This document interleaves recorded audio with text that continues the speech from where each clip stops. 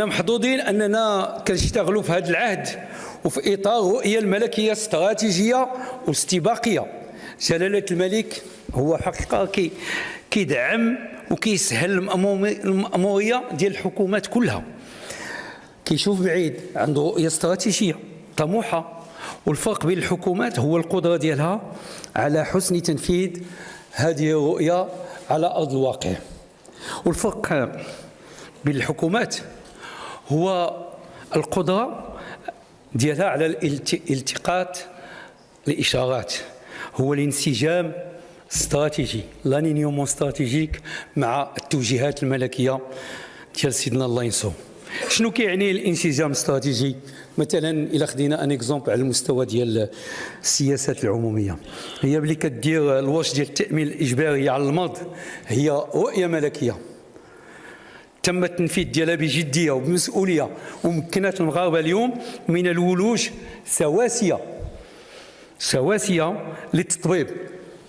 ملي كنمشيو للغميد هو كذلك رؤيه طموحه، ولكن للاسف لم ينصفها التفعيل بتكريس منطق الولوج للصحه حسب الوضعيه الاجتماعيه. عندنا واحد البروغرام اللي بوفو وعطيناهم داك الشيء قليل باش يقدروا يشتغلوا به. دونك هذه غاميد مشات وجات الحمد لله لايمو، وغادي نتكلم عن لايمو من بعد. اذا الحكومه لما كتقول انها نفذت الرؤيه الملكيه فلان هذا كيتوافق والاختصاصات ديالها الدستوريه.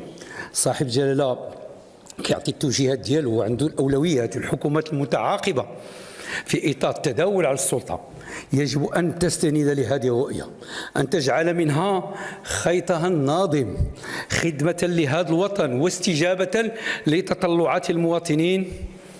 اذا فين كاين الاشكال؟ واحد النقاش اللي كاين انا ما كنفهمو زعما، ما كنشوف فين كاين الاشكال. هذه حكومه كتجاوب بشكل ايجابي مع التوجيهات الملكيه، نقولها ونعاودها وانا وصلت ل 26 دابا. حكومه كتصنع الحلول وكتشتغل على ضمان استدامه هذه البرامج.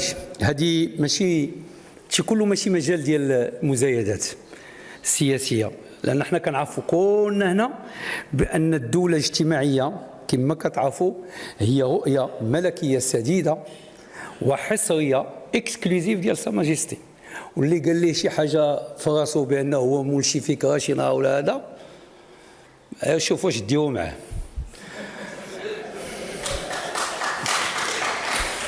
قبل ما تخرجوا ما تنسوش تابوناو في العشان يوتيوب وبارطاجيو الفيديو وديروا جيم وتابعوا الدار على مواقع التواصل الاجتماعي.